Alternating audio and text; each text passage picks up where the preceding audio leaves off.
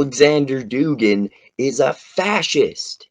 The infamous philosopher Alexander Dugin has been debatably labeled as Putin's brain in his fucking wacko book that I actually read called The Great Awakening versus the Great Reset. He fearmongers about globalism being the culmination of liberal ideology. To Dugin, evil Biden, Kamala Harris, and the liberal Democrat victory reveals Washington's diabolical new plans for the Great Reset. To understand what this means on a historical scale, you must start with the roots of liberal ideology and look throughout history. Only then can we understand our dire circumstances. Biden's victory and the possibility of Kamala winning is not coincidental. The announcement of a globalist counterattack is not merely the agony of a failed project. It's far worse than that. Biden, Kamala, and the forces behind them are merely pawns in the grand chess game between the forces of light and darkness. They embody the culmination of a historical process that began in the Middle Ages. It matured in the modern era with the emergence of capitalist society. Modernity and capitalism are reaching their final stages. To Dugin, the supposed tyrannical globalist agenda was the goal of the very foundation of liberal ideology. If you don't already know this, Dugin is a Christian Russian imperialist nationalist fascist who has insane predictions about what he sees as the tyrannical liberal elite's globalist agenda. He also uses post-structuralist and anti-capitalist rhetoric as a Trojan horse for his fascism. I didn't know this at first, so like many people, I was tricked into believing that he was some kind of postmodern conservative or post-structuralist conservative, but he's such a fucking slippery snake when he talks. He adapts his views to be the most appealing to whatever crowd he's trying to impress at the time. In my first video, I explained the so-called points of the Great Reset put out by Prince Charles, King Charles now, and the rich elites at the World Economic Forum. In comparing them to Dugin's reactionary and hyperbolic misinterpretations, I showed that his unhinged fear-mongering is not even the slightest bit accurate. Check out my last video on the Great Reset and Alexander Dugin. Clearly, Biden's win and Kamala's possible win do not reveal Washington's diabolical plan for the Great Reset. You don't have to go all the way back to the roots of liberal ideology in the Middle Ages to show that. There is not a super serial threat of the globalist agenda's Great Reset. Remember, he hasn't shown a shred of evidence or even convincing argumentation to prove this wacko claim. This is all he has, what I'm about to say.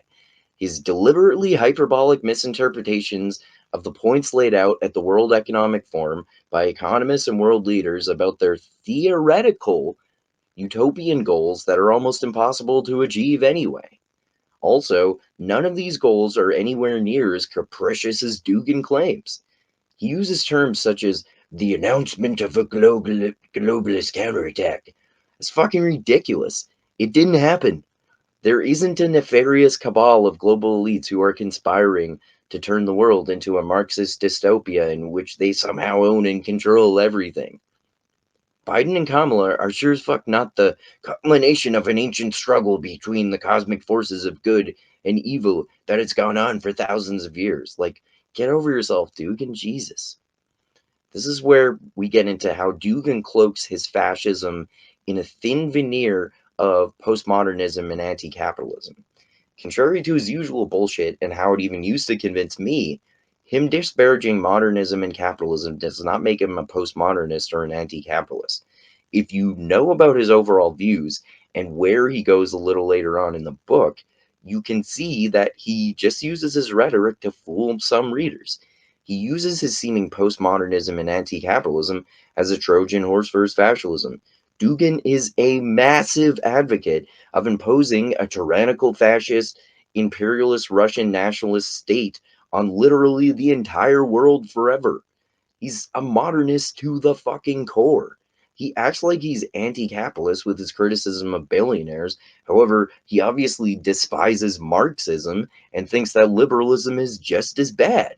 In reality, he simply wants to replace the liberal elites with Putin and Christian Russian nationalists and imperialists throughout the entire world.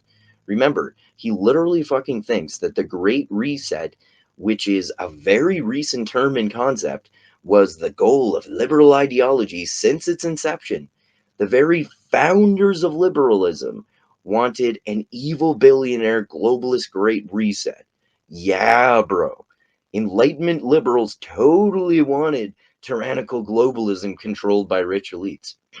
That completely squares with classical liberals' anti imperialism, which is the fucking opposite of Dugin's imperialism. Also, Putin is clearly a rich, tyrannical Russian nationalist imperialist. That's goddamn authoritarianism. I should say, he's pro rich, tyrannical Russian nationalist imperialist. I don't know whether he's actually rich himself, but that's goddamn authoritarianism, man. Liberalism definitely deserves criticisms, don't get me wrong, but it's fucking anti-authoritarianism in nature. I mean, for the most part, unless it gets excessive, which means it can turn into communism, perhaps. But anyway, that's not the nature of liberalism itself. Anyway, fascism, nationalism, and imperialism are authoritarian as fuck, which Dugin approves of.